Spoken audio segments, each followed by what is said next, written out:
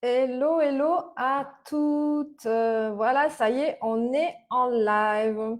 Alors, dites-moi si vous m'entendez bien, si vous me voyez, parce que avant de commencer quoi que ce soit, je veux être sûre que tout est OK au niveau du son, au niveau de l'image.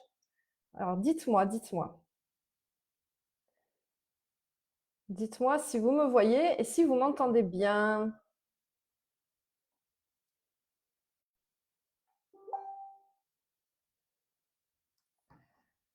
Alors, je vais voir déjà si je vois vos commentaires.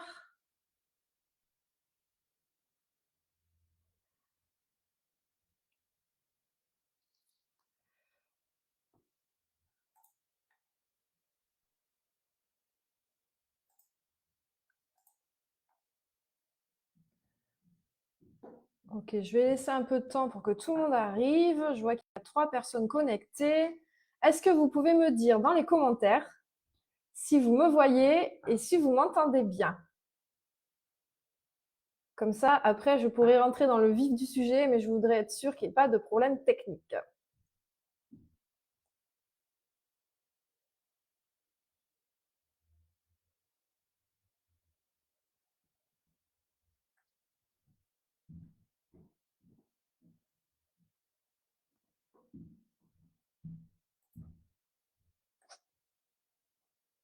Alors, ok. Ça y est, je vois enfin vos commentaires qui s'affichent. Ça ne s'affichait pas encore. Ok, tout est ok. Ok, vous me voyez. Super. Bon, super. Je suis contente. Merci beaucoup. Du coup, sur le coup, j'ai eu un doute. Je me suis dit, oh là là, ça va pas le faire. Parce que je ne voyais pas vos commentaires. Et du coup, je me suis dit que peut-être personne ne m'entendait, mais on est bon. Ça marche. Bon, ben voilà. Et ben écoutez, je suis ravie de vous retrouver aujourd'hui dans ce live. Donc, comme vous le savez, on va se retrouver pendant une bonne heure où je vais vous dévoiler mes 5 secrets de perte de poids. Donc, restez bien jusqu'au bout parce que le dernier, c'est une pépite et franchement, il ne faut pas le manquer.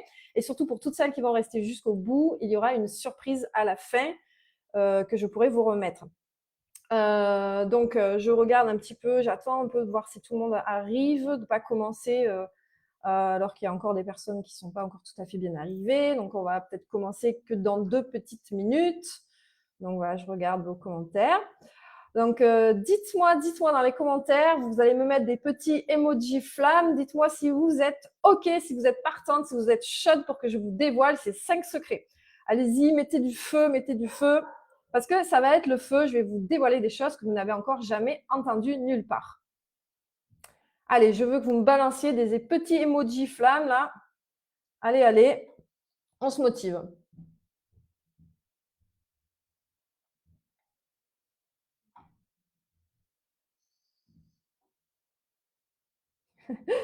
Saïda qui me dit que ça change de la tenue de sport. Ouais, c'est vrai que je fais pas souvent des photos en tenue de business girl, mais voilà, là, j'avais envie de me faire jolie pour vous, hein. Ok, super, merci pour les emojis flammes. Alors, ok, eh ben, on va pouvoir attaquer, on va rentrer dans le vif du sujet, mais pas tout de suite, puisque d'abord, je vais vous raconter un petit peu qui je suis, parce que pour la plupart, vous ne me connaissez pas. Donc, je vais vous dire un petit peu d'où je viens et surtout comment j'en suis arrivée à la naturopathie, à la santé naturelle. Donc, je m'appelle Marie, j'aurai 45 ans le mois prochain. Je suis maman de 3 beaux garçons. Le premier qui a 19 ans et demi, le second qui a 17 ans et demi et le petit dernier qui a 2 ans. Donc, j'ai pas toujours été naturopathe, loin de là. On va dire qu'au niveau santé, franchement, je reviens de loin au niveau de ma vision de la santé naturelle. Et c'est important que je vous explique ça, parce que vous allez voir un petit peu mon cheminement et en fait comment on peut améliorer finalement sa santé à tout moment de la vie. Donc, moi, je suis issue du milieu médical, oui, du milieu médical conventionnel, vraiment. Donc, je suis diplômée en fait du secteur médical. En 2003, j'ai eu mon diplôme d'état de manipulatrice en électroradiologie médicale. Et ensuite, j'ai exercé en cabinet. J'ai été spécialisée dans la détection des cancers du sein. Pendant des années, ma vision de la santé, ça a été celle vraiment de la santé, on va dire, conventionnelle. C'est celle qu'ont la plupart des gens, en vrai. C'est-à-dire que, en gros, on tombe malade, on se dit, oh, pas de bol, je suis tombée malade, ça me tombe sur le coin du nez. on tombe malade, qu'est-ce qu'on fait? On va voir son médecin. Le médecin nous prescrit un médicament, on prend le médicament et on est censé, entre guillemets, guérir, enfin, en tout cas, aller mieux, éteindre les symptômes, en tout cas. Bon. Voilà, donc ça, c'est la vision classique de la santé. Donc moi, j'ai eu cette vision pendant très longtemps où pour moi, une maladie, c'était juste pas de bol. On tombait malade, qui avait une grosse grippe, mais qui pouvait avoir aussi une maladie de Crohn, qui pouvait avoir une spondylarthrite, mais on ne savait pas pourquoi dans ma tête. Et il suffisait d'aller voir le médecin, on prenait des traitements et on était censé aller mieux. Mais voilà, donc ma vision, elle a commencé à évoluer quand je suis devenue maman. Donc je suis devenue maman en 2005 et déjà pendant ma grossesse, j'ai commencé à me poser pas mal de questions. Souvent, c'est vrai que la maternité, c'est transformateur et pour moi, ça l'a vraiment été. Donc pendant ma grossesse, je commençais à me dire, bon voilà, ce bébé, il va pas tarder à arriver. Qu'est-ce que je peux lui donner en fait de meilleur pour le nourrir? Et donc là, je me suis renseignée et j'ai vu qu'en fait, l'allaitement au sein, l'allaitement maternel, était ce qu'il y avait de mieux pour l'enfant. Ça améliorait son système immunitaire, ça avait plein de bénéfices. Donc je me suis dit, ok, ben, si c'est mieux pour lui, je vais faire ça. Mais sans me poser plus de questions. Je me suis quand même bien renseignée parce que je voulais du coup vraiment réussir mon allaitement. Voilà, donc mon bébé, il est né, c'est tout naturellement que je l'ai allaité. Ça a été difficile, j'ai eu pas mal de galères, mais je me suis accrochée parce que c'était voilà, ce qui était censé être le mieux, donc je voulais vraiment lui donner le mieux. Et quand est arrivé le temps de la diversification alimentaire, donc quand il devait manger des aliments solides, hein, les fameux petits pots, pareil, je me suis dit, bon, ok, là c'est pareil, qu'est-ce qu'il y a de mieux pour mon bébé? Bon, c'est mieux, voilà, les aliments biologiques plutôt que les aliments conventionnels. Faire soi-même, c'est mieux que d'acheter des petits pots industriels. Je dis, bon, bah, ok, je vais aller acheter des légumes bio pour mon bébé et je vais lui faire les petits pots moi-même. Et donc, j'ai mis pour la première fois les pieds dans un magasin bio qui était pas très loin de chez moi. Et là, j'ai découvert tout un univers de produits que je n'avais jamais vus. Et bon, c'est comme ça que je suis tombée finalement dans l'alimentation biologique. Et en plus, il faut savoir aussi que mon bébé, depuis la naissance, il était très, très, très allergique à toute marque de couches jetables. Donc, j'ai dû, par obligation, pour sa santé, me tourner vers les couches lavables. Et ça a une importance aussi pour la suite de mon histoire. Donc, mon bébé était allaité au sein, en couche lavable, et il mangeait des légumes bio. Pour dire que j'avais commencé à avoir l'étiquette de la maman nature, quoi. D'ailleurs, je sais que dans le groupe, il y a des copines là qui me connaissent depuis cette époque, donc ça date d'il y a 20 ans. Mais voilà, c'était mon cheminement de l'époque.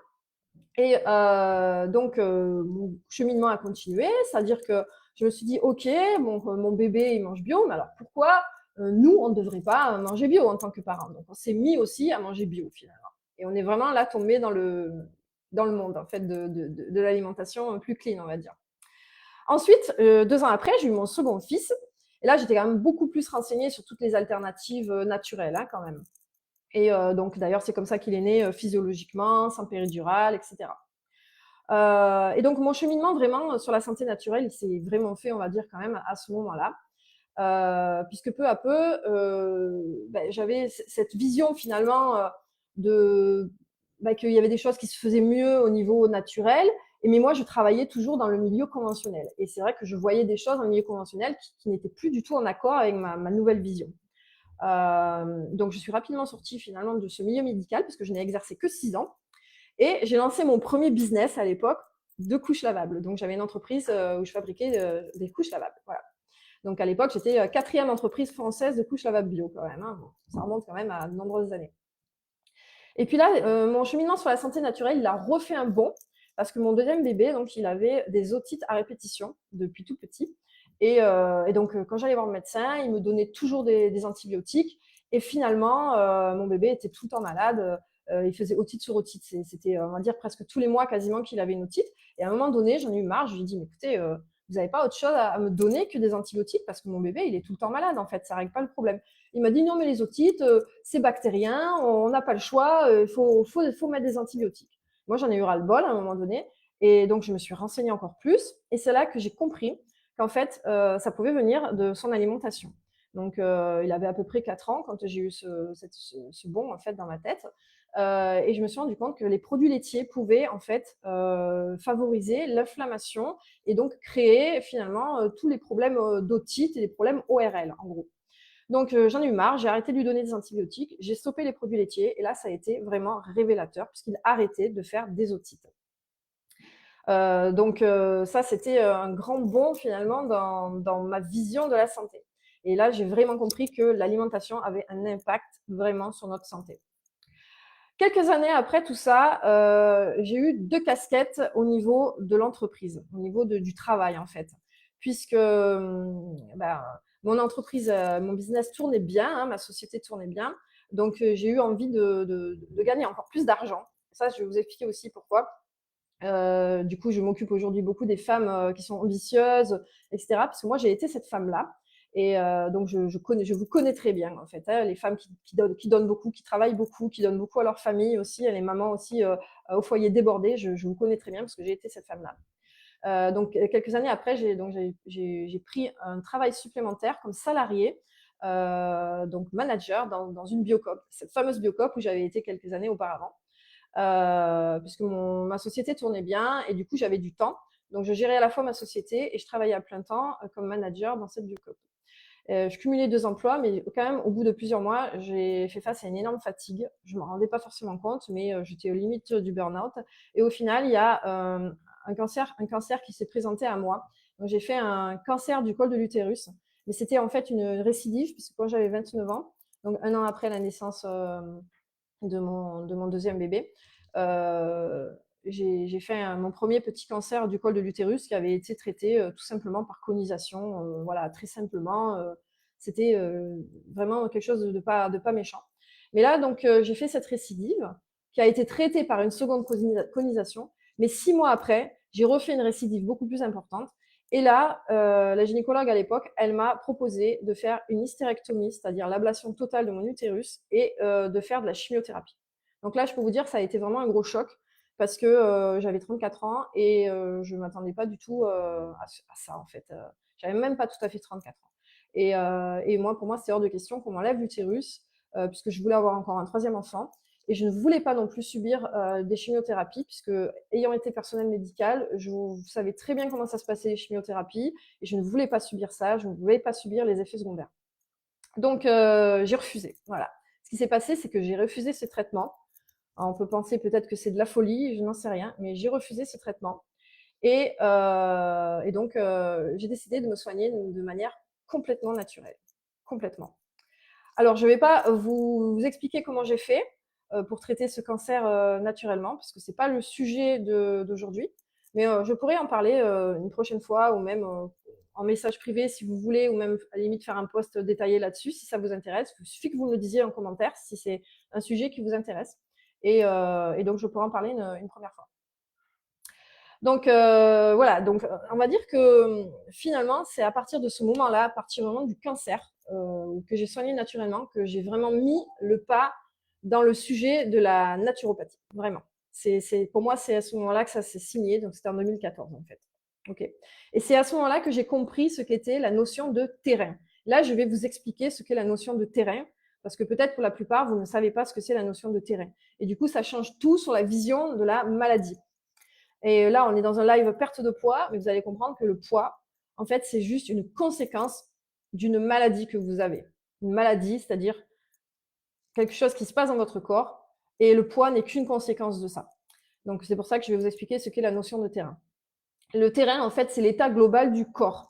C'est un peu comme le sol, finalement, dans lequel vous allez planter des légumes, d'accord si vous savez, si vous faites du potager pour la plupart, ou si vous mettez des légumes dans une terre qui n'est pas riche, qui n'est pas voilà, qui n'est pas riche en minéraux, quoi. En fait, tout simplement, les légumes ils vont avoir du mal à pousser. C'est pour ça que d'ailleurs, en agriculture conventionnelle, on arrose d'engrais et tout ça pour que ça pousse. Mais si vous mettez vos légumes, vos graines dans un sol qui est propre, hein, qui est riche et voilà, il se passe plein de belles choses et ça va, les plantes vont pousser de manière belle et sans problème.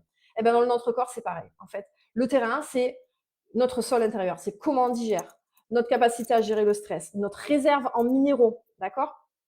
Et donc par exemple, si on prend 2 personnes qui vont subir par exemple un même stress, ben, ces deux personnes ne vont pas forcément réagir de la même manière à ce stress parce que ça va être leur terrain finalement qui va s'exprimer. C'est pour ça qu'il y a certaines personnes qui vont faire telle maladie, d'autres personnes qui vont faire telle maladie, mais en fait c'est juste le terrain qui s'exprime, tout simplement. Donc, par rapport à cette guérison, moi j'ai décidé de prendre mon terrain, en compte mon terrain, pardon, et d'en prendre soin. Et du coup, c'est là que plein de choses ont changé au niveau de ma santé. Il faut savoir aussi qu'avant d'avoir ce cancer, je vivais en Alsace, certains ne le savent pas, mais à l'époque je vivais en Alsace. Et en Alsace, on fait beaucoup de randonnées parce que l'Alsace c'est magnifique. Et moi je randonnais énormément et en Alsace c'est une région qui est extrêmement touchée par la borréliose de Lyme, donc c'est la maladie de Lyme en fait. Les tiques sont très très infestés par la borréliose de Lyme. Et assez souvent quand on randonne, on se fait alpaguer par les tiques comme ça, mais les toutes petites, des fois les nymphes. Et voilà, on se fait piquer et parfois piquer ou mordre, hein, je ne sais pas exactement comment on dit. Mais il arrive que voilà, on puisse développer donc la maladie de Lyme. Et malheureusement, c'est ce qui m'est arrivé. Et c'est ça, en fait, je pense, qui a créé mon premier cancer à l'époque. Parce qu'en 2008, donc, j'ai été piquée par une tique. Je me suis retrouvée, j'ai vu à l'intérieur de ma cuisse, 48 heures après, une énorme cocarde comme ça, avec une toute petite nymphe au milieu. Et quand on a la fameuse cocarde qu'on appelle l'érythème migrant, on sait que c'est un signe sûr et certain que l'on a été infecté par la borréliose de Lyme. Alors, elle peut rester au stade aigu et ne pas se chroniciser, mais chez moi, elle s'est chronicisée. Et bon, elle s'est chronicisée, donc ça, c'était en 2008. En 2009, j'ai commencé à avoir d'énormes douleurs dans le dos, mais comme à l'époque, je faisais de la couture dans mon atelier, et je mettais ça sur le dos finalement de ma position, tout simplement. Et en fait, j'ai compris plus tard que je développais la maladie de Lyme chronique. Et donc, en 2015, peu de temps après avoir guéri de mon cancer, et bien, tout simplement, j'ai commencé à avoir des problèmes neurologiques très importants. C'est-à-dire que je commençais à avoir des paresthésies en fait au niveau des membres supérieurs, c'est-à-dire des sortes de fourmillements, jusqu'à ne plus sentir même du tout mes mains. Et c'était surtout au niveau de mon côté gauche. Ça a commencé par le membre supérieur et ensuite ça s'est étalé vraiment sur tout mon côté gauche. C'était presque une paralysie. Donc je pouvais quand même marcher, mais je marchais en boitant. J'avais mal, j'avais d'énormes troubles digestifs, j'avais un symptôme dépressif, j'étais extrêmement fatiguée. Enfin bref, voilà, la maladie de Lyme m'avait vraiment attaqué beaucoup, beaucoup, beaucoup. J'ai été consulter un neurologue à l'époque et qui m'a suspecté une sclérose en plaques et qui m'a fait passer une IRM cérébrale qui n'a absolument rien révélé. Donc, partant de là, on se retrouve complètement largué dans la nature, hein, parce qu'à l'époque, on ne parlait pas autant de la maladie de Lyme chronique qu'aujourd'hui. Aujourd'hui, ça s'est beaucoup démocratisé. Donc, il y a beaucoup de choses qui se font pour traiter la maladie de Lyme. Moi, je me suis retrouvée un peu face à moi-même et là, j'ai expérimenté plein de choses. J'ai expérimenté de lutter contre cette maladie de Lyme parce que je n'avais pas encore complètement compris cette notion de terrain. Et donc, qu'est-ce que je faisais? Je prenais des choses pour lutter contre. Alors, je ne voulais pas prendre d'antibiotiques parce que je ne voulais pas rester dans la vision conventionnelle de la maladie. Donc, je ne voulais pas traiter par antibiotiques. Par contre, je traitais quand même avec des choses qui allaient attaquer la bactérie.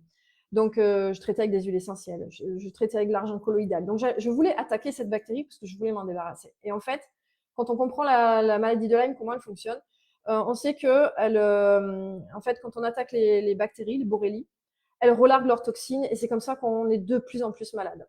Donc, à un moment donné, j'ai compris qu'il ne fallait pas que je lutte contre cette maladie, mais qu'il fallait que je renforce mon système immunitaire, que je renforce mon terrain, que je renforce mon corps. Et quand j'ai commencé à renforcer mon corps, là, je m'en suis sortie. Et c'est ça que j'ai aussi envie de vous partager aujourd'hui, c'est qu'il faut que vous puissiez avoir cette vision de ne pas lutter contre votre corps ou contre quelque chose d'extérieur à votre corps, mais de marcher main dans la main avec lui et d'aller renforcer votre corps pour que cette inflammation de bas grade, quelle qu'elle soit, vous puissiez vous en débarrasser. Donc, qu'est-ce que j'ai fait pour renforcer en fait mon corps? J'ai fait des cycles de jeûne, je ne vais pas m'étaler là-dessus, et j'ai également pris un produit qui permet de moduler le système immunitaire et d'augmenter l'immunité, c'est la phycocyanine libre. Je pourrais vous en parler aussi plus tard. Dites-moi dans les commentaires si c'est quelque chose qui vous intéresse, que je vous parle de ces sujets-là, du jeûne, de la phycocyanine, etc.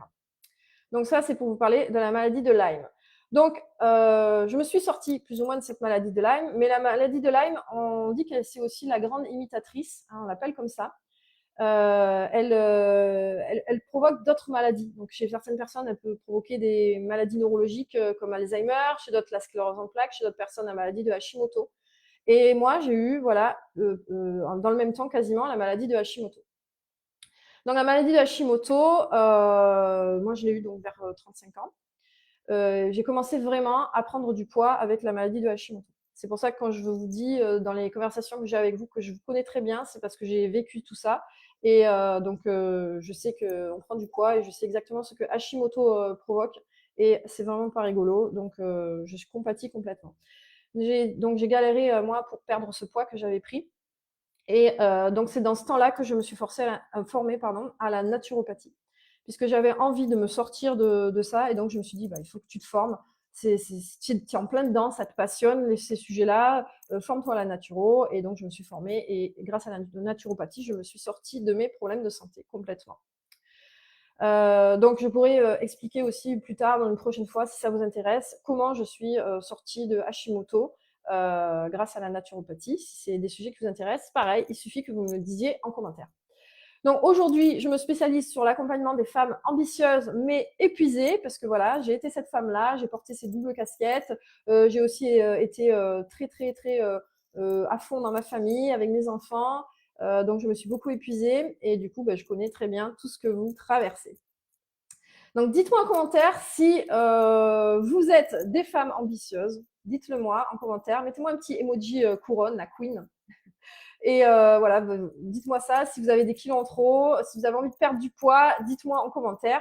Et je vais regarder un petit peu les commentaires avant qu'on passe à la suite. Voir un petit peu ce que vous me racontez. Et puis, dites-vous qu'à la fin, il y aura un moment, une session questions et réponses. Donc, je prendrai du temps pour répondre à toutes vos questions.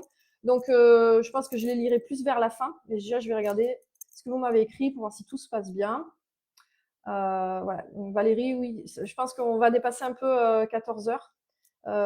Mais c'est pas grave, tu pourras voir la suite de toute façon après. Ok, Zao. Ok, ça marche, les filles, super. Ok, alors on va pouvoir rentrer donc dans le vif du sujet. Maintenant que vous me connaissez mieux, alors je vais partir pour mon premier secret. Alors quand je vais vous dire les titres de mes secrets, peut-être que vous allez penser, ouais, bon, ok, c'est du réchauffé, on m'a déjà dit ça, je sais. Alors non, franchement, écoutez bien parce que moi, je vais vous apporter ma vision holistique de la naturopathie par rapport à ces secrets, ma vision globale. Et vous allez voir, ça va un petit peu casser certaines de vos croyances. Et ça va vous remettre en question, et c'est le but parce que il y a des choses qu'on entend et parfois on pense que c'est acquis, mais en fait, le fait de faire un petit réchauffage là comme ça fait du bien et surtout avec une vision vraiment globale parce que la naturopathie, c'est vraiment une vision qui est différente en fait. Alors, mon premier secret, c'est parti. Donc, c'est commencer par bien nourrir votre corps. Vraiment, nourrissez votre corps. Parce qu'il y a une croyance populaire qui est la suivante, c'est que peu importe ce qu'on mange, ça me tue en fait, que peu importe ce qu'on mange, tant que l'on a qu'on respecte son besoin calorique, eh ben, on ne prendra pas du poids. Alors non, c'est faux, c'est complètement faux. Ça vraiment, c'est complètement faux. C'est vraiment faux et je vais vous expliquer pourquoi. Le corps, il a besoin de vrais aliments pour fonctionner de manière optimale. Vraiment. Alors j'ai pris mes petites notes parce que j'ai vraiment envie de rien oublier. J'ai beaucoup de choses à vous dire, donc je ne vais rien oublier. Donc les vrais aliments pour fonctionner.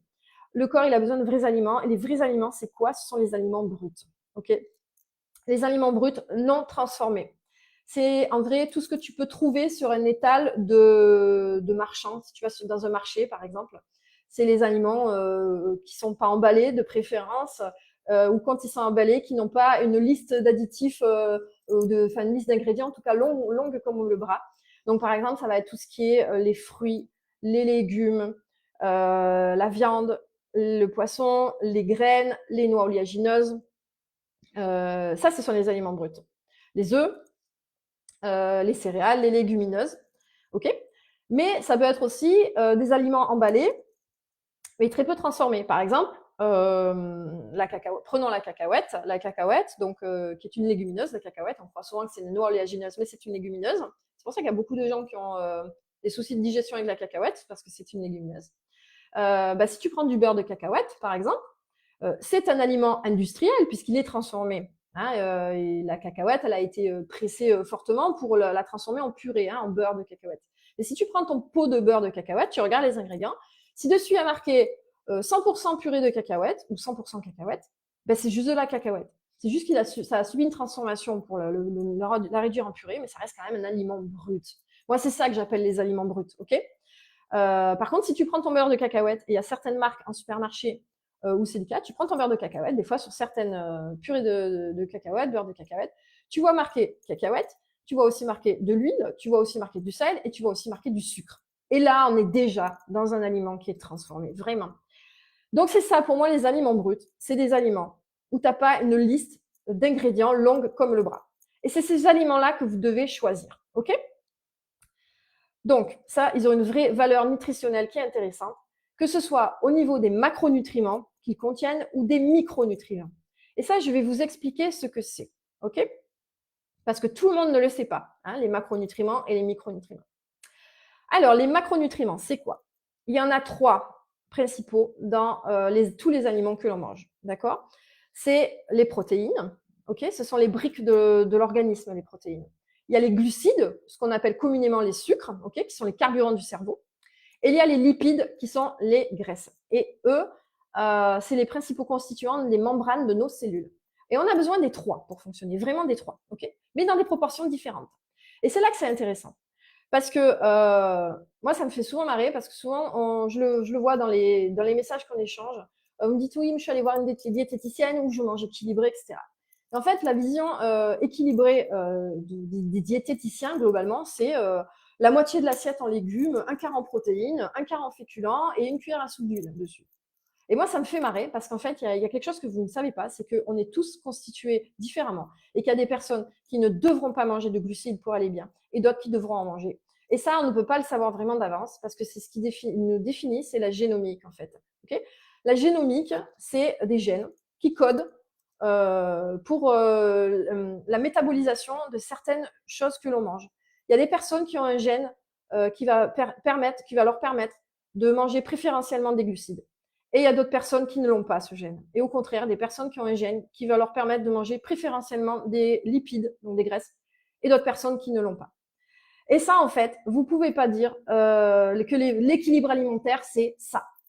Il n'y a pas d'équilibre alimentaire.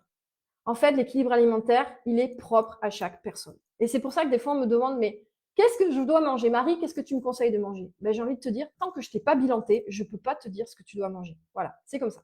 C'est la génomie qui va définir ça. Et ça, on le voit, on peut le faire sans forcément faire des tests génétiques, mais on peut le faire tout simplement par l'empirisme. L'empirisme, c'est quoi? Ben, c'est explorer dans la vie de tous les jours si l'alimentation que tu as te convient. Tu changes, si tu veux savoir si tu carbures facilement aux glucides, ben mange des glucides tous les jours. Si tu vois que tu grossis en mangeant des glucides tous les jours, c'est que ça ne te correspond pas. Si tu enlèves ces glucides et que tu vois que tu commences à perdre du poids, ben c'est que tu as certainement ce gène qui code préférentiellement pour manger des lipides. Voilà. Donc c'est ça mon premier secret, c'est ça. C'est d'expérimenter finalement ce que vous mettez dans votre assiette, ok? Mais avec des aliments bruts. D'accord? Donc là, je vous ai parlé des macronutriments. Maintenant, je vais vous parler des micronutriments. Je voudrais juste quand même faire un aparté sur les protéines aussi, parce que les protéines, des fois, vous me dites aussi, je mange des protéines. Je dis, ok, qu'est-ce que tu manges? Ben, je mange du poisson pané ou je mange des nuggets de poulet. Alors, ok, il y a de la protéine dans ça, mais c'est de la protéine de piètre qualité. Le poisson pané, tu ne peux pas le comparer à un filet de colin, même surgelé. Hein. C'est pas comparable. Le poisson pané, il est déjà transformé, il y a une panure dessus, il y a du gras, c'est pas bon. C'est pas un aliment que je conseille. Les nuggets, c'est pareil. Va acheter un blanc de poulet chez le boucher, mais ne me mange pas des nuggets. Pour moi, c'est pas des protéines, ça, d'accord? C'est pas des aliments à privilégier, ok? Donc passons maintenant aux micronutriments.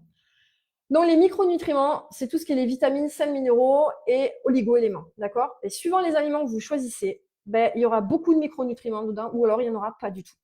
Et c'est pour ça que je vous dis de manger des vrais aliments parce que vous allez privilégier les micronutriments quand vous mangez des vrais aliments. Si vous mangez des aliments industriels transformés, vous aurez une alimentation pauvre en micronutriments. Et les micronutriments, Ils sont essentiels pour les métabolismes, surtout énergétiques, enfin, tous les métabolismes de l'organisme, mais surtout pour bien faire fonctionner la thyroïde, par exemple. Vous ne pouvez pas avoir une thyroïde qui fonctionne correctement si votre alimentation elle est pauvre en micronutriments. D'accord.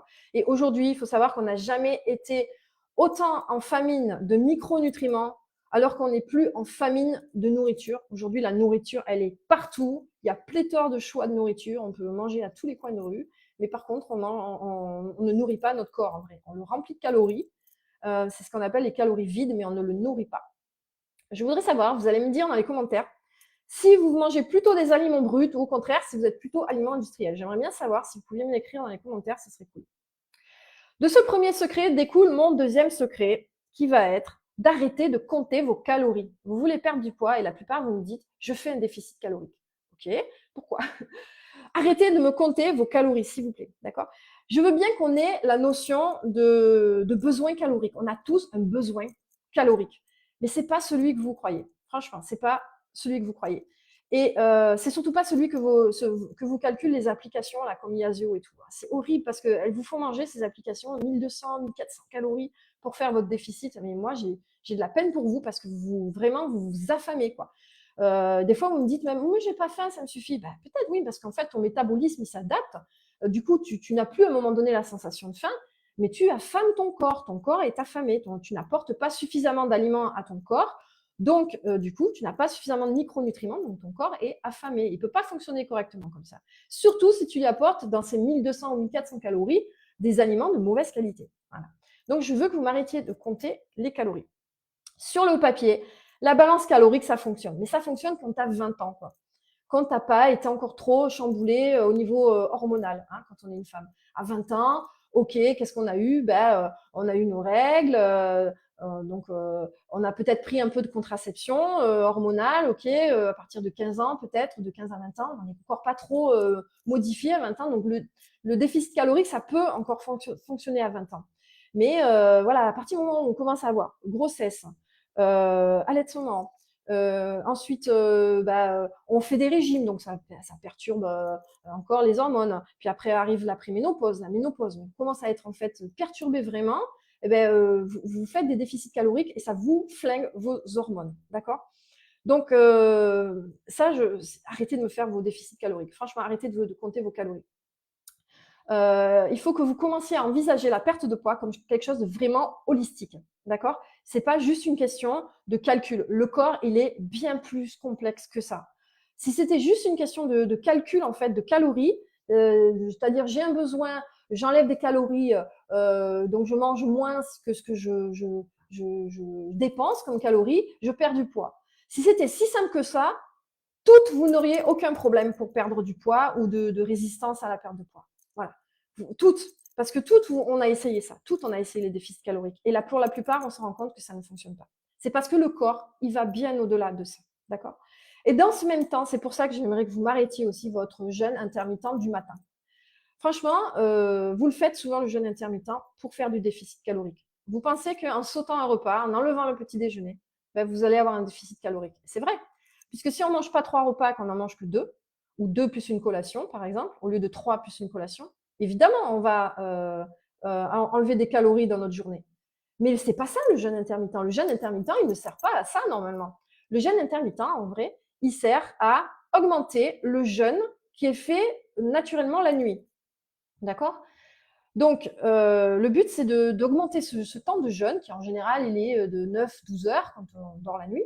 Le but, c'est d'augmenter, en faisant le jeûne intermittent, d'augmenter ce temps de jeûne pour aller provoquer dans le corps l'autophagie. Hein. L'autophagie, c'est quand le corps, en fait, il met en place des mécanismes de réparation, de régénération, de manière à aller réparer des petites cellules cancéreuses par-ci, par-là, par exemple, ou d'autres petits processus. Donc, c'est très intéressant de faire du jeûne intermittent de 14-16 heures, voire 18 heures parfois. C'est très intéressant. Mais pas en enlevant le petit déjeuner du matin. Vraiment. Parce que le matin, le corps, il a besoin de démarrer avec des bonnes choses, un petit déjeuner riche en protéines et graisses et en micronutriments pour aller mettre en place tous les mécanismes hormonaux. J'essaye d'aller vite parce que je vois que le temps passe, il est déjà 34 et j'ai beaucoup de choses à dire encore. Donc, si vous voulez faire du jeûne intermittent, vous le faites, mais vous le faites en sautant le repas du soir. Pourquoi? D'une part, sauter le repas du soir, ça va vous permettre donc du coup de faire votre jeûne intermittent. Faites la collation l'après-midi, mais ne mangez pas le soir. Du coup, la nuit, le fait de ne pas avoir de repas sur l'estomac pour la nuit, ça va permettre au foie de se régénérer en profondeur la nuit, d'accord? Puisque la nuit, c'est là que on détoxique finalement les cellules et qu'on régénère, d'accord? Il y a ces deux processus qui se passent la nuit. Donc, quand on ne mange pas le soir, on va augmenter ce processus-là, ok? Donc, faites le jeûne intermittent en sautant le repas du soir, mais surtout, ne, ne perdez pas ce repas, en fait. C'est-à-dire que ce repas que vous auriez pris, vous allez le reporter dans les besoins caloriques, en fait, dans la quantité de choses que vous auriez mangé à ce repas, vous me le reportez sur les autres repas, sur le petit déjeuner, sur le déjeuner et sur la collation.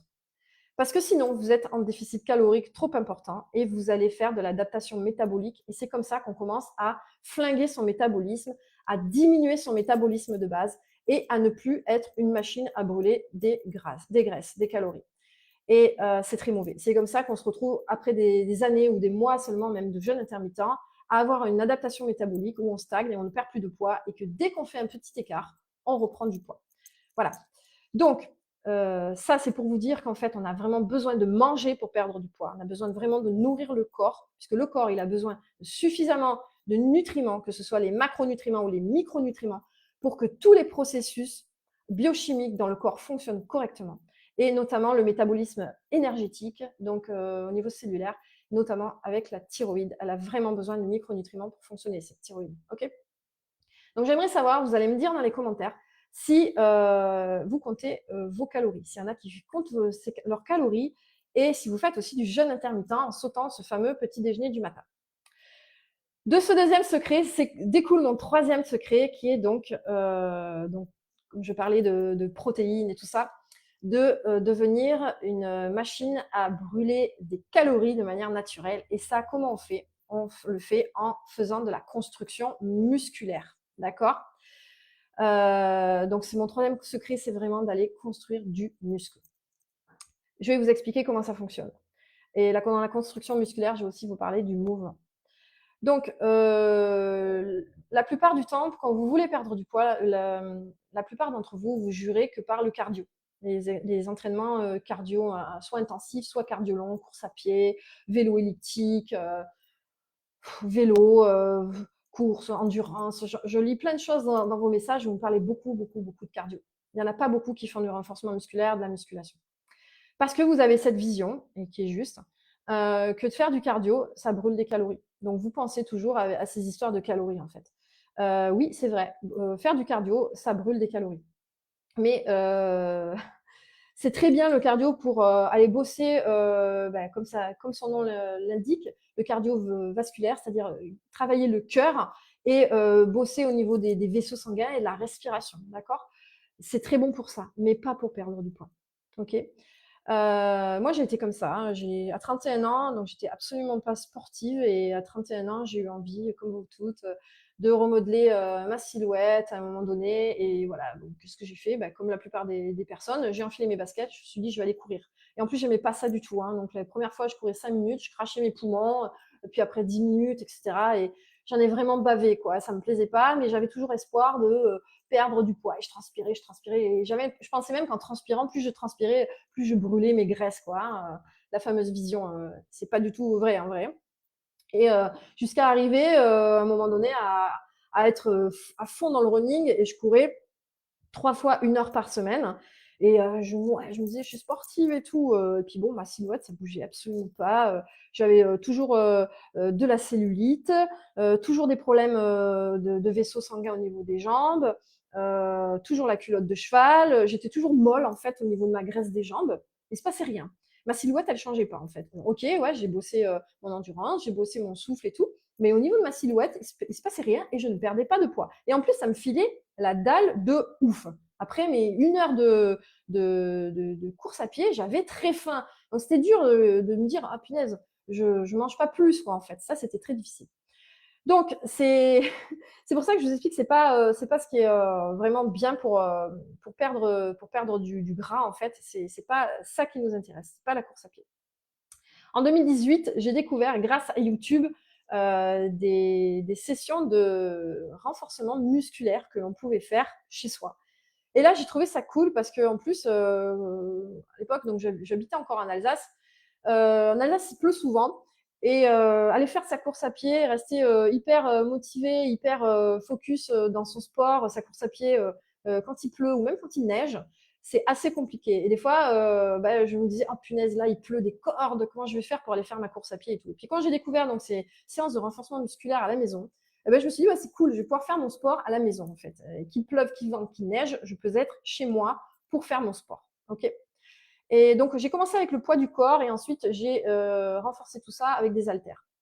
Et là, ça a été la révélation, hein. En 3 semaines, j'ai commencé à avoir des résultats sur ma silhouette.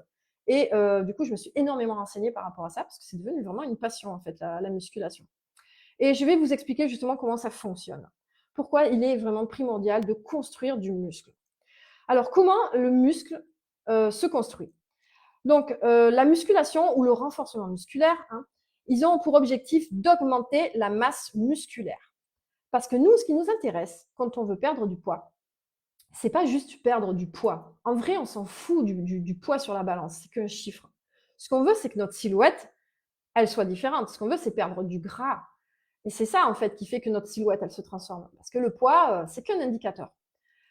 Et en fait, on veut perdre du gras. Et perdre du gras, on peut le faire beaucoup plus facilement quand on prend du muscle. Pourquoi?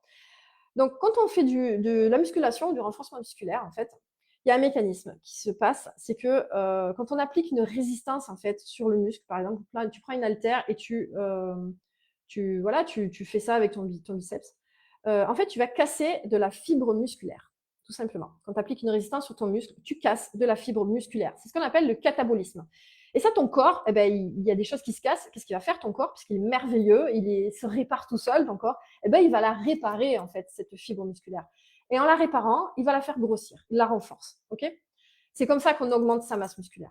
Mais on la renforce simplement et seulement si on mange des protéines. Si tu ne manges pas suffisamment de protéines, tu ne peux pas reconstruire ton muscle. C'est pour ça que tout est lié et que je ne peux pas en fait dissocier tous mes secrets les uns des autres parce qu'en vrai, tu te rends compte là, est-ce que je te dis que le premier secret où je te disais que c'était important de manger des protéines de qualité, ça se vérifie avec ce secret-là de la construction musculaire.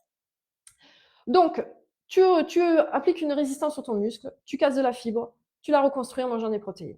Magique, ok? Et quand tu bâtis au fil du temps comme ça de la masse musculaire, cette masse musculaire, qu'est-ce qu'elle a? Elle est gourmande, gourmande, gourmande en calories, cette masse musculaire. Et c'est pour ça que plus tu es musclé, plus tu peux cramer des calories au repos en étant tranquille dans ton canapé en regardant Netflix, tu vois. Même en dehors de tes séances de muscu, tu crames des calories. Et c'est comme ça qu'en fait, en augmentant ta masse musculaire, finalement, tu augmentes ton métabolisme de base. Et c'est comme ça que tu deviens une machine à brûler des calories, à brûler des graisses. Ok? Et ça, c'est vraiment important. Et il y a une autre chose qui se passe quand tu actives tes muscles, quand tu fais tes séances de musculation. Tes muscles, ils vont appuyer. À chaque fois que tu fais ces mouvements musculaires, ils vont appuyer sur tes canaux lymphatiques. Et j'en ai pas mal parlé du système lymphatique. C'est vraiment quelque chose qui me passionne. Là, j'en ai pas mal parlé dans les posts du groupe. Parce que le système lymphatique, c'est les égouts en fait de notre corps.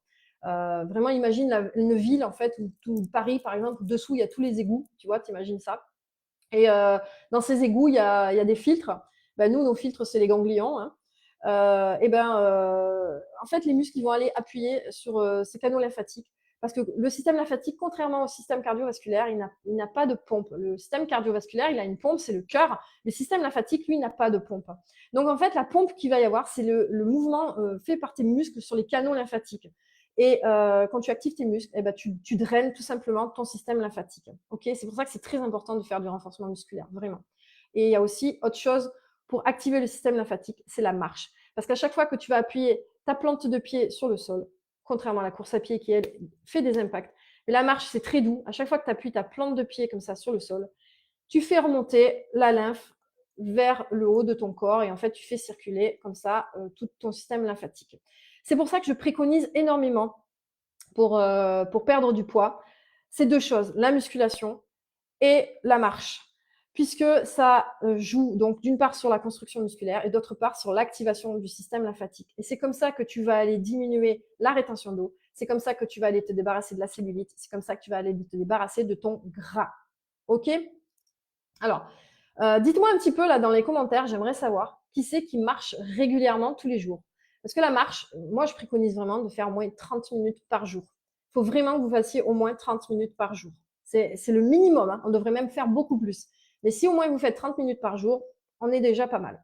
Donc j'aimerais bien savoir là dans les commentaires s'il y en a qui marchent tous les jours ou si bah, vous passez la plupart du temps plutôt assise en fait. On va en arriver au quatrième secret. Alors là, vous allez voir, hein, le quatrième et le cinquième secret, c'est peut-être des choses qui vous parlent pas trop. Et c'est pour ça que je vous dis en fait que vraiment, je vous apporte ma vision globale et holistique de la perte de poids.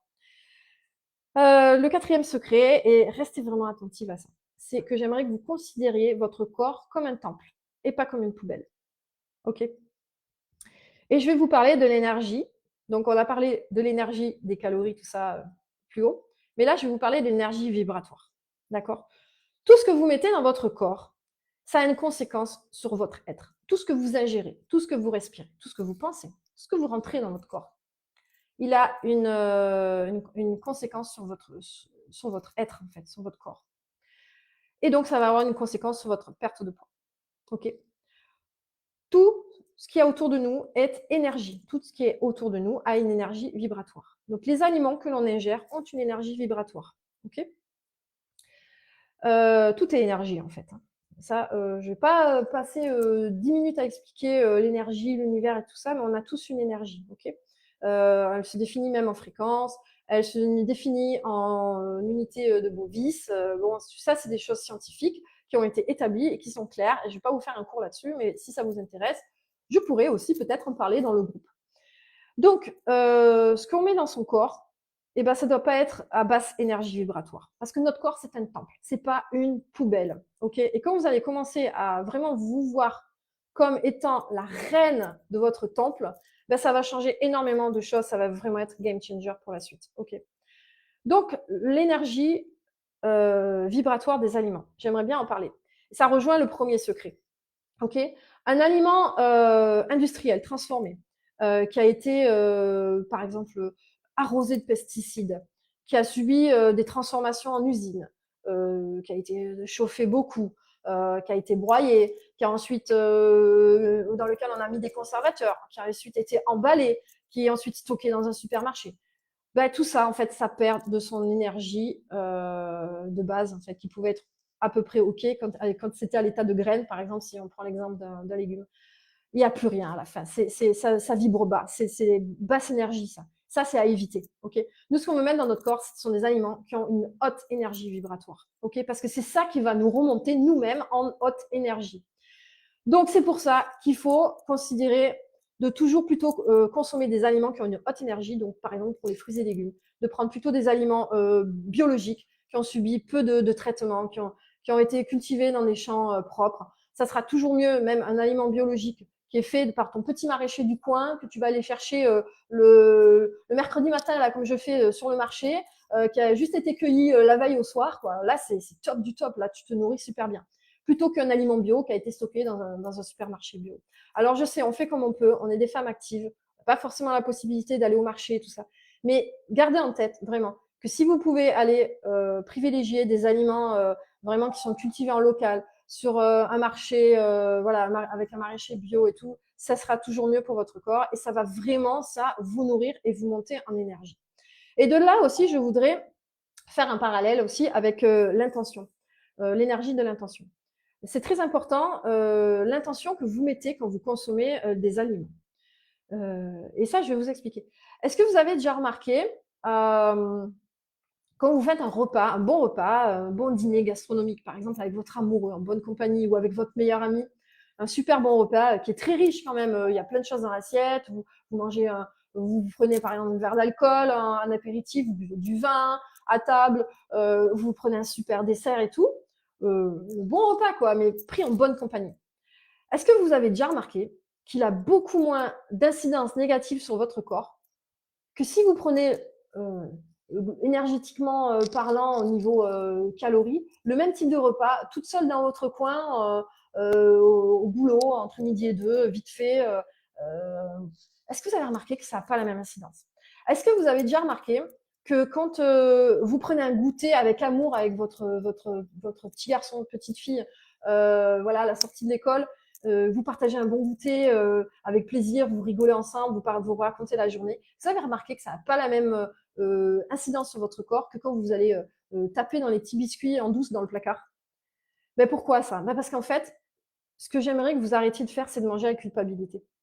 Si vous mettez de l'intention négative derrière ce que vous mangez, en disant ah, ça va me faire grossir, oh là là, non, je devrais pas manger ça parce que ça va encore me faire prendre un kilo. Enfin, je sais pas, mais en tout cas, culpabiliser, quoi. Ben, ça, il faut arrêter de culpabiliser. Il faut vraiment que vous mettiez une intention positive derrière tout ce que vous mangez.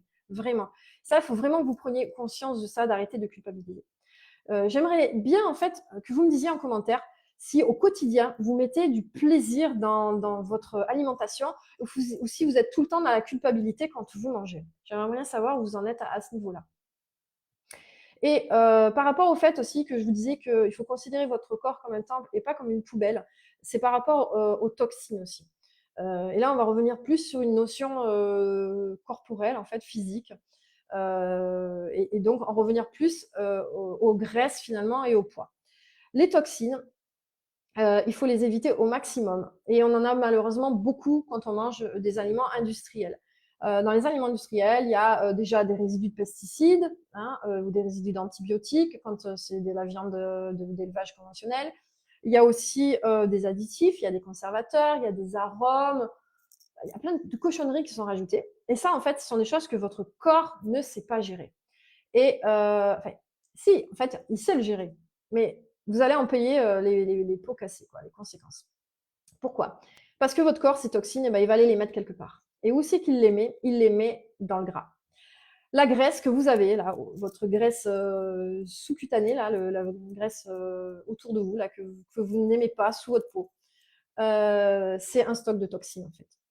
Et ça fait beaucoup, beaucoup de boulot pour votre corps pour l'éliminer. Donc, quand on perd du poids, on met vraiment à mal les organes émonctoires. Les organes émonctoires, ce sont les filtres de notre organisme. Donc, c'est le foie, c'est les poumons, c'est les reins, c'est l'intestin, l'utérus chez la femme. Enfin, il y a d'autres organes émonctoires. La peau est aussi un émonctoire. Et ça donne énormément de travail à votre corps pour éliminer ça. Okay. Donc, plus vous mettez de toxines dans votre alimentation, plus vous avez de risques de prendre du gras. Parce que c'est comme ça que votre corps, s'il a des organes émonctoires un petit peu fermés, un petit peu blafards, qui ont un peu du mal à bosser, c'est comme ça que votre corps se défend. Il fout ce gras autour de vous, tout simplement, parce qu'il faut bien qu'il le mette quelque part. Donc, moins vous allez manger de toxines, plus vous allez privilégier des aliments clean, mais moins vous aurez de prise de poids. Ça, c'est clair et net. J'aimerais bien savoir, vous allez me dire en commentaire, pardon, je bois un peu. Si vous entretenez votre sphère digestive et donc votre foie et vos intestins, si vous avez compris qu'il faut en prendre soin pour vous aider à perdre du poids, dites-moi un petit peu en commentaire.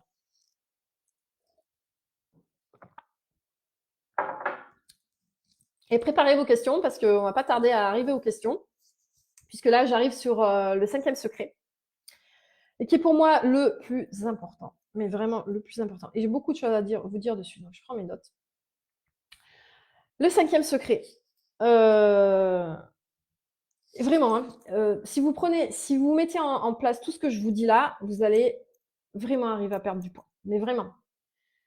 Tout ce que je vous ai dit jusqu'à présent, ça va vraiment, vraiment vous aider. Par contre, si vous voulez le mettre en place, mais que vous ne mettez pas en place le 5e secret que je vais vous dire, il ne se passera rien.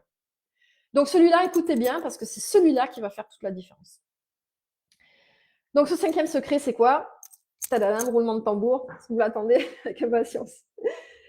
C'est l'état d'esprit, le mindset. C'est l'élément que tout le monde sous-estime, mais pourtant c'est le socle de tout, l'état d'esprit. Ok? Vous pouvez avoir le meilleur plan alimentaire du monde, les meilleurs compléments alimentaires du monde, une routine parfaite, tout ce que vous voulez. Mais si votre cerveau, là, il n'est pas aligné avec votre objectif, avec ce que vous voulez obtenir, votre cerveau, il va tout saboter. Et je vais vous expliquer comment ça fonctionne. Et ça, c'est les neurosciences qui l'ont très bien expliqué aujourd'hui. Ce n'est pas un truc perché de naturopathe holistique. Parce que moi, comme vous le savez, donc, je suis naturopathe holistique. Donc, j'ai une vision alternative de la santé, mais j'ai été aussi de l'autre côté. Donc, je suis à la base une scientifique et j'aime beaucoup, en fait, recouper ma vision alternative de la santé avec les recherches scientifiques, parce que je suis loin de tout réfuter au niveau de la science, pas du tout, au contraire. J'appuie tout sur la science, hein, j'aime beaucoup ça. Mais aussi beaucoup sur l'empirisme, d'accord? Donc, le cerveau, comment il fonctionne? En fait, votre cerveau, c'est un GPS interne. Je donne l'image du GPS parce que vous allez comprendre. Le GPS, on rentre les coordonnées dans le GPS, hein, Google Maps, là, par exemple, et ça va vous donner la route et vous allez arriver à votre objectif. Ben, votre cerveau, c'est pareil, c'est un GPS interne. Ok. Si vous lui donnez une mauvaise destination, si vous vous trompez là dans l'adresse que vous rentrez dedans, il va vous y emmener à cette mauvaise destination. Hein. Votre Google Maps, c'est pareil, vous vous plantez dans l'adresse, vous allez aller à l'adresse. Au lieu d'aller chez Tartampion, vous gérez chez Bidule. Quoi. Donc, ben, votre cerveau, il fonctionne pareil. Et en fait, c'est des programmes inconscients qui font que notre cerveau nous amène à la mauvaise destination. Et ces programmes inconscients, souvent, ils ont été installés depuis notre enfance. Okay, c'est des programmes à la con, hein, comme j'aime bien les appeler, comme j'y arriverai jamais, de toute façon, je suis nulle, ou j'ai toujours été grosse, pourquoi ça changerait, ou bon, de toute façon, j'ai 50 ans, maintenant c'est fichu, à la ménopause, on peut pas perdre de poids, ou de toute façon, j'ai une hypothyroïdie, donc pour moi, c'est impossible de perdre du poids. C'est tous ces programmes-là, en fait, c'est tout ça, là, qui sont installés dans votre tête et dont vous n'arrivez pas à vous défaire. Si vous mettez en place des actions, un super plan alimentaire, motivation, ouais, j'ai envie d'y arriver, complément alimentaire, et je m'occupe de mon foie, et je m'occupe de ma sphère digestive et tout, mais que derrière, là, votre petit discours intérieur, là, c'est toujours, de toute façon, ouais, moi je vais le faire ça, mais bon, de toute façon, j'ai toujours été grosse, alors je me demande bien si ça va pas changer grand-chose, de toute façon, j'ai toujours été grosse, j'ai toujours été grosse. Si vous changez pas ça, vous n'y arriverez pas. Je vous le dis tout de suite, hein, c'est même pas à la limite la peine de commencer, hein, c'est vous n'y arriverez pas. Donc c'est pour ça que c'est extrêmement, mais extrêmement important de travailler sur le mindset. Vraiment. OK? Donc qu'est-ce qu'il faut faire? Parce que le cerveau, lui, qu'est-ce qu'il croit? Que ces petites pensées, là, il croit que c'est la vérité, en fait. OK? Votre discours interne, pour lui, c'est la vérité. Donc en fait, il va tout aligner dans vos actions. En fait, il va tout aligner dans vos actions à votre petit discours interne. OK? Je vais regarder un petit peu les commentaires avant de poursuivre.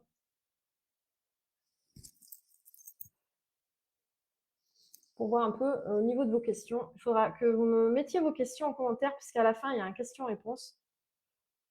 Et j'aimerais bien pouvoir vous répondre à vos questions. Donc, commencez à m'écrire vos questions si vous voulez. Et je termine ce 5e secret, mon explication là sur le mindset, et je réponds à vos questions ensuite. Ok. Donc, il faut reprogrammer votre cerveau en fait pour la réussite. Et donc, il faut lui donner des images positives. Ok. À votre cerveau, il faut que vous parliez en fait à vous-même, donc à votre cerveau finalement, comme si vous parliez à une amie, à votre meilleure amie. Votre meilleure amie, là, quand si elle a envie de se mettre à perdre du poids, vous n'allez pas lui dire, bon, hey, ma cocotte, qu'est-ce que t'espères? De toute façon, t'as toujours été grosse. Vous n'allez pas lui dire ça.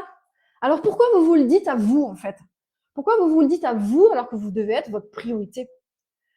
Non, il faut que vous parliez avec amour et bienveillance. Donc, vous allez maintenant commencer à parler à votre cerveau, à votre corps, à vous, avec amour et bienveillance.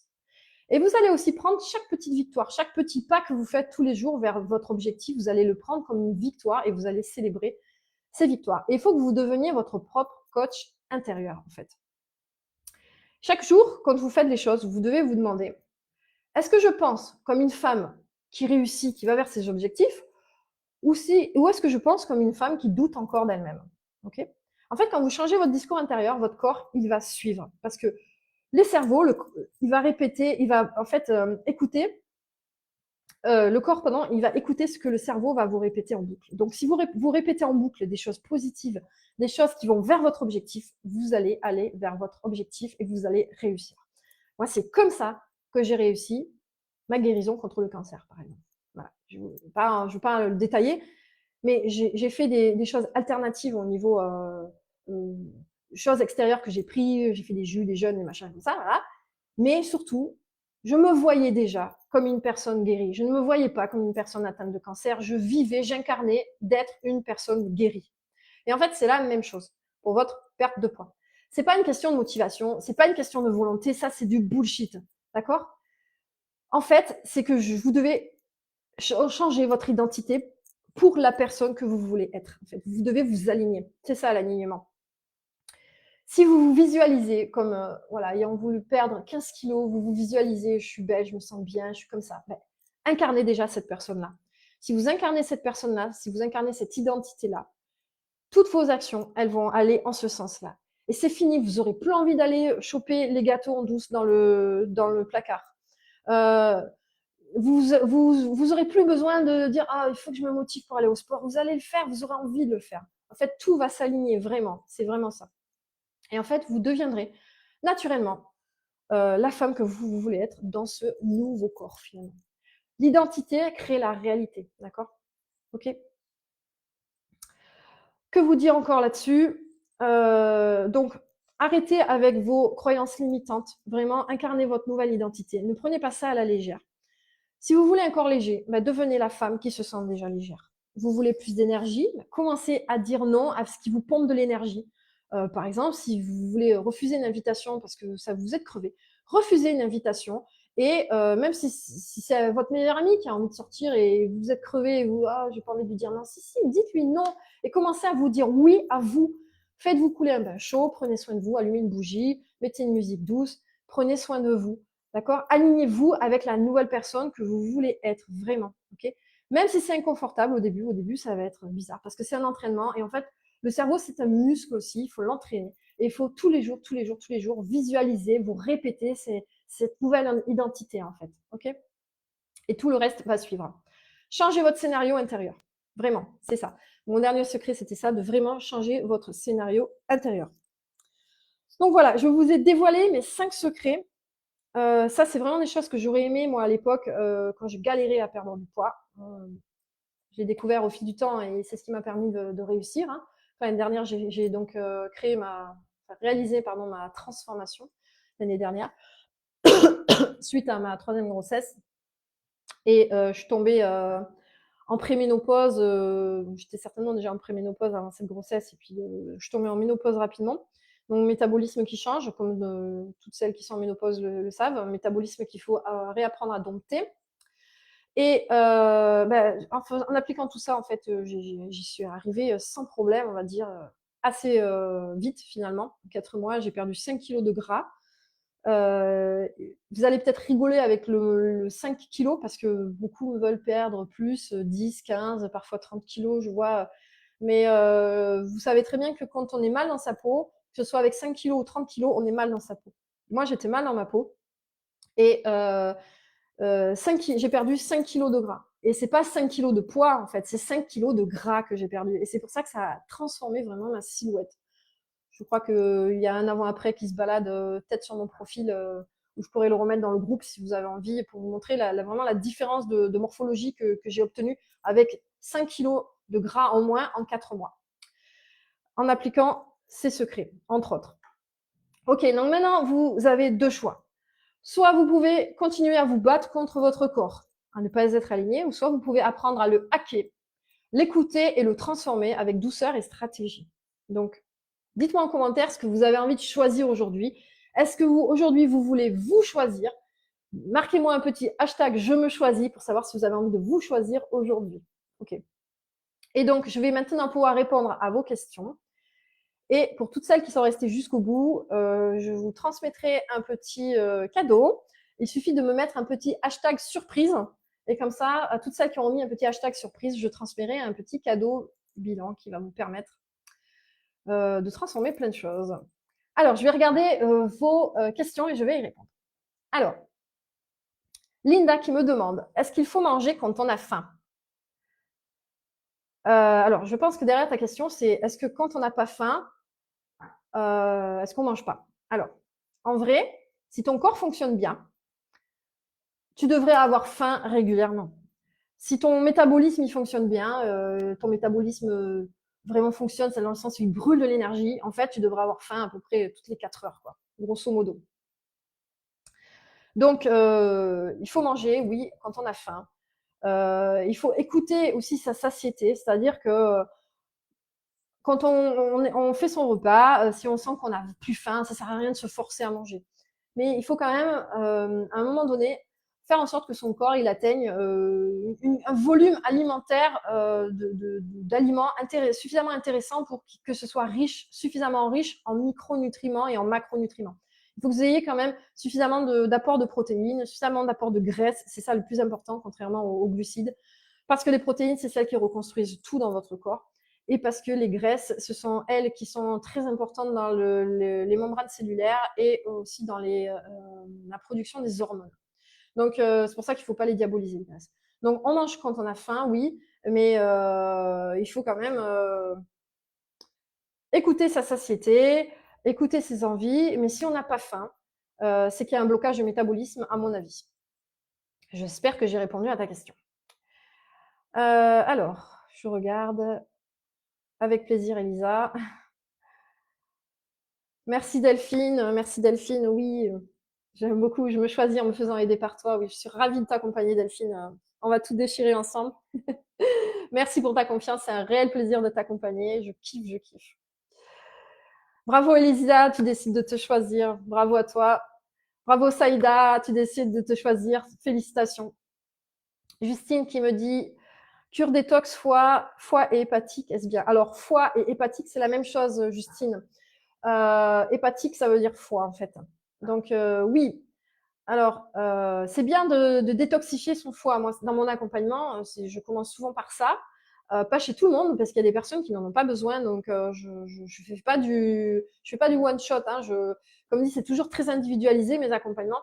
Donc c'est grâce au gros bilan holistique que je fais au départ que je vois si vous avez besoin d'aller nettoyer la sphère hépatique, donc le foie. Très souvent, il y en a besoin, mais il y a des personnes qui ont un mode de vie déjà très clean et qui n'ont pas forcément besoin de détoxifier le foie. Mais donc là, on va juste travailler sur du soutien avec le foie. Donc oui, la détox du foie, c'est quelque chose de très bien. Seulement là, tu vois, je ne peux pas répondre spécifiquement à ta question parce que je ne sais pas si toi, tu aurais besoin de détoxifier ton foie. Par contre, il me semble me souvenir que tu as des troubles thyroïdiens et, que peut-être tu prends un traitement de T4, si je me souviens bien, hein, excuse-moi si je me trompe, mais si c'est le cas, si tu prends un traitement de T4 de synthèse, comme moi je prends aussi pour ma maladie de Hashimoto, euh, c'est par ton foie que ça passe, d'accord? Et c'est à travers le foie que ça se transforme en T3 active.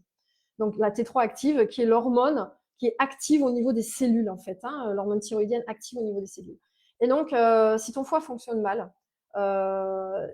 tu n'arriveras pas à transformer correctement cette T4 en T3. Donc, il faut soutenir le foie, ça c'est sûr. Et donc, le foie, on le soutient déjà par l'alimentation, j'y reviens toujours, mais c'est vrai que c'est la base hein, de tout. Donc, notamment en mangeant des crucifères. Donc, il faut vraiment privilégier les choux. Il faut aussi manger des oignons, de l'ail, des choses comme ça. Mais les choux, c'est très important et beaucoup de légumes verts. Ça va aider ton foie. Ce qui peut aider le foie aussi, c'est un tip que je donne à toutes mes coachées le matin, c'est de se lever et de boire de l'eau chaude avec du jus de citron. Tu fais un petit verre, la moitié d'un verre comme ça, par exemple, avec un jus de citron. N'allez pas vous embêter à presser un citron tous les matins. Si vous voulez le faire, c'est très bien parce que c'est du coup meilleur. Mais aujourd'hui, ils se vendent des jus de citron en bouteille. Vous en mettez un peu et vous faites comme ça. Moi je le fais hein, pour soutenir mon foie tous les jours. C'est game changer, hein, vraiment. Commence par ça. Après, il faut travailler avec des compléments alimentaires. Et les compléments alimentaires, la base, que je peux donner sans prendre trop de risques, parce que je ne te connais pas, c'est de travailler en prenant du chardon-marie et de l'artichaut. Ça, c'est la base. Ça va travailler sur la bile essentiellement. Après, pour travailler sur les cellules hépatiques, c'est plutôt le desmodium, sur les hépatocytes. C'est plutôt le desmodium qui va aller travailler, mais là, je ne te recommande pas d'en prendre parce que je ne sais pas s'il faut travailler sur ça pour toi. Donc, voilà. Donc, si tu penses que ça t'a fait du bien, cette première cure que tu as faite, j'ai envie de te dire, tu peux continuer. Mais surtout, au quotidien, soutiens ton foie à travers ton alimentation. Et à travers ce petit tips-là que je disais en prenant du jus de citron. Alors, est-ce qu'il y a d'autres commentaires, d'autres questions?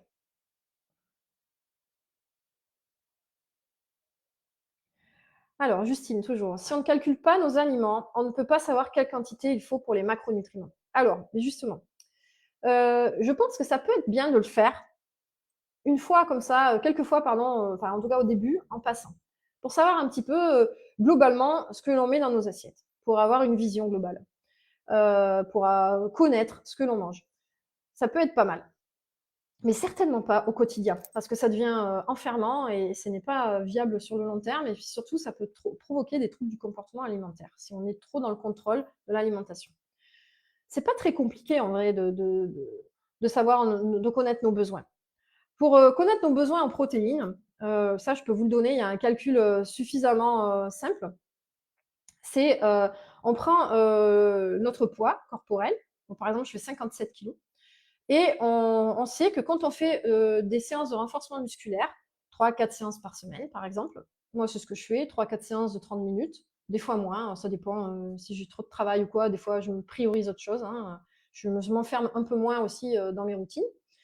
Grosso modo, quand on fait du sport comme ça, en renforcement musculaire, un quota qui est pas mal, c'est 1,8 à 2,2 grammes de protéines pures par kilo de poids de corps.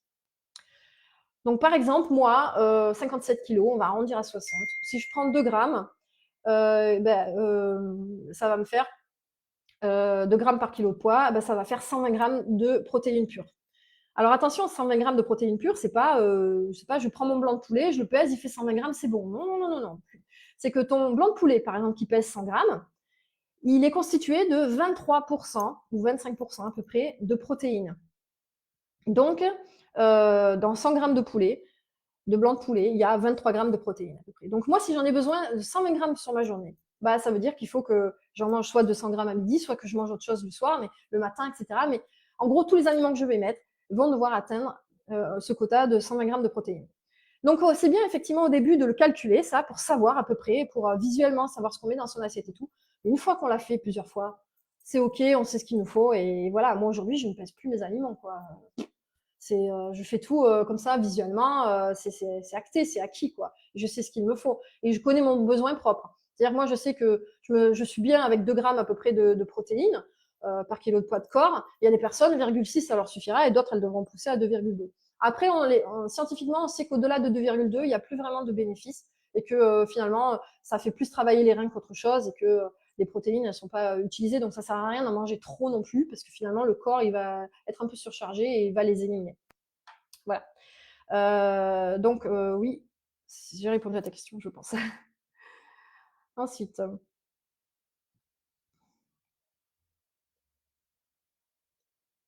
alors, je regarde s'il y a d'autres questions.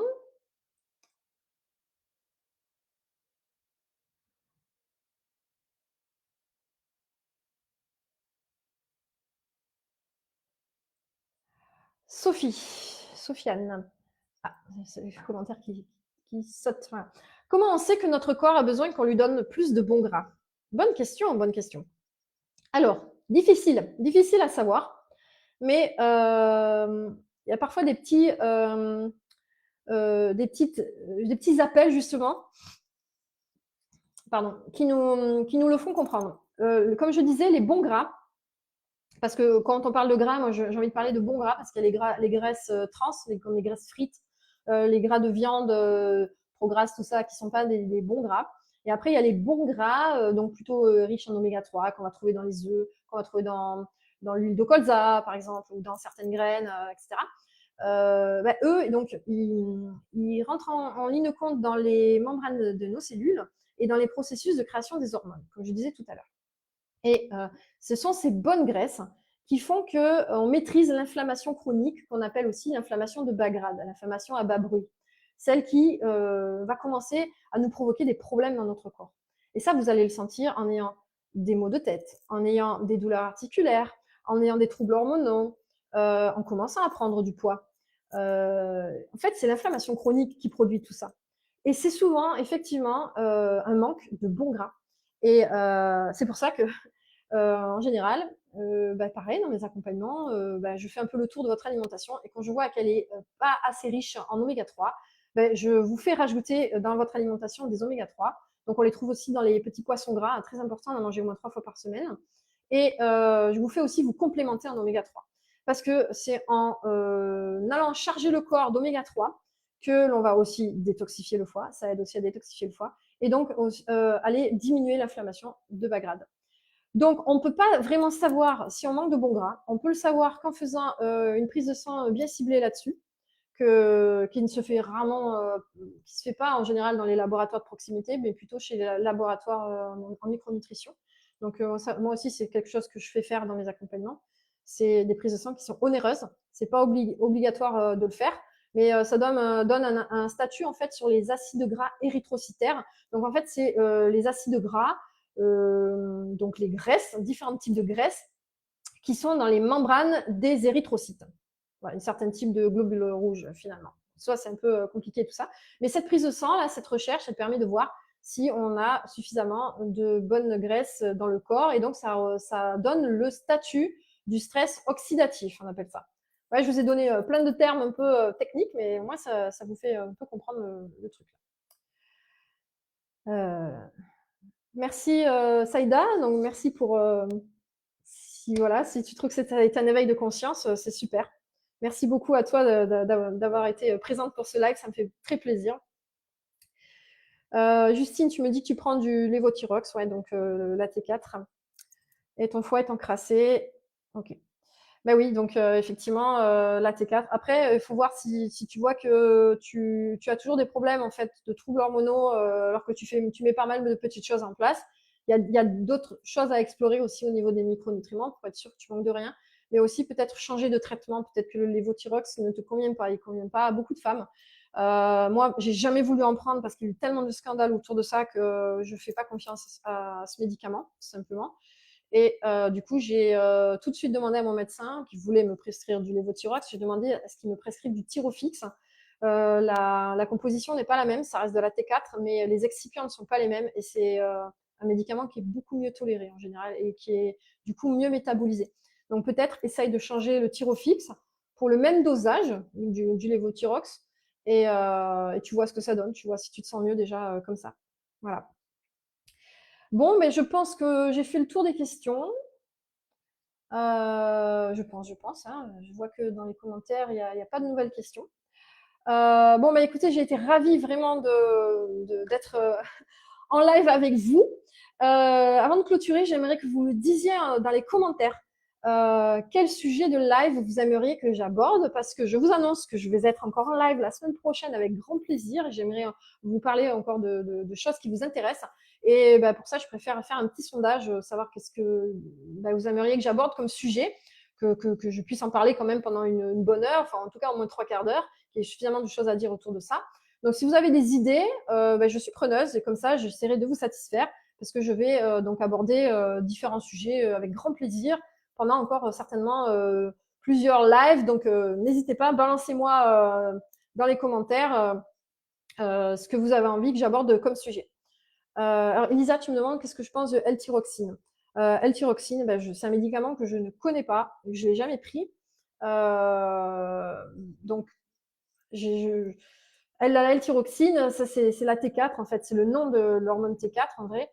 Donc si c'est vraiment le nom d'un médicament, en tout cas je ne le connais pas. Et donc je peux pas te conseiller par rapport à ça. Je sais qu'il y a d'autres personnes qui prennent du T-Caps aussi. Moi j'ai eu pris de l'Euthyral. L'Euthyral comprend de la T4 mais avec un petit peu de T3. Par contre, comme j'ai fait par la suite, justement, je vous parlais de la génomique tout à l'heure, et par la suite, j'avais fait une prise de sang pour voir si j'avais une enzyme qui me permettait de convertir facilement la T4 en T3, qui s'appelle la désiodase. Donc j'avais fait cette prise de sang en génomique et j'avais donc cette enzyme sans problème. Je convertis très bien naturellement la T4 en T3. Donc j'ai arrêté de prendre de l'Euthyral puisque je n'avais pas besoin d'apporter de la T3 directement à mon corps, puisque mon corps était capable de convertir la T4 en T3. Donc voilà, je sais qu'il y avait ce médicament, c'était pour te parler de ça.